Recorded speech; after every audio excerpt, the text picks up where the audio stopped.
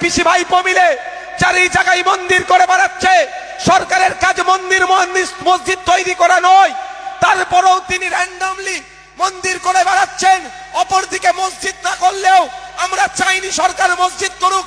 আমি মুসলিম ঘরের জন্ম হয়ে বলছি, প্রয়োজন নাই সরকারের মসজিদে নামাজ পড়ার। আমার পূর্বপুরুষের রেখে যাওয়া মসজিদে আমি যথেষ্ট নামাজ পড়ার জন্য।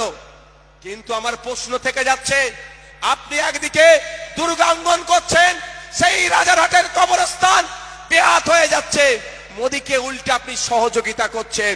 আপনার কাছ থেকে অন্তত এটা আশা করেছিলাম, আপনি মহাকাল মন্দির বানাচ্ছেন, আপনি দীঘাতে জগন্নাথ ধাম বানাচ্ছেন, আপনি আপনার দুর্গাঙ্গন করছেন, সাথে সাথে অন্তত নতুন না বানালো মন্দির, মসজিদ না বানালো, মসজিদের দরকার আছে ভাই?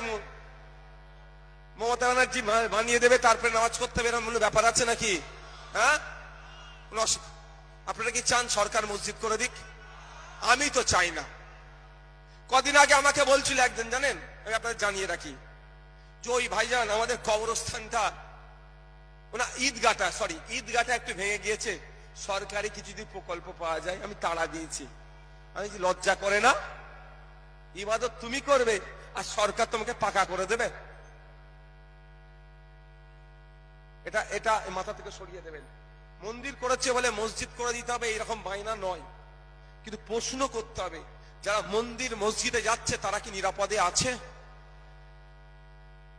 আমার মায়েরা কেউ মন্দির কেউ মসজিদে যান, তারা কি নিরাপদে আছে? এটা প্রশ্ন করতে হবে।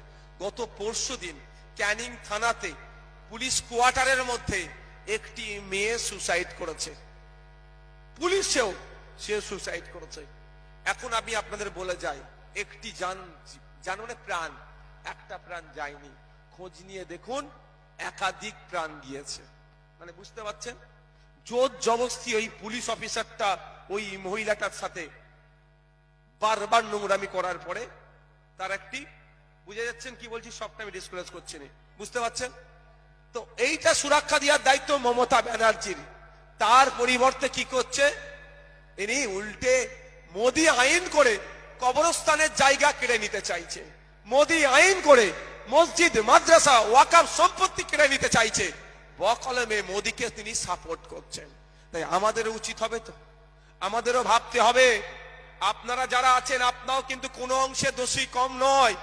আমি আপনাদের বলছি, এখানে যারা উপস্থিত আছেন, গত বিধানসভা নির্বাচনে খোঁজ নিলে দেখা যাবে 60 থেকে 70% আজকে যারা উপস্থিত আছেন তৃণমূলকে ভোট দিয়েছেন। তাই তো নাকি ভাই? ভুল বলছি নাকি?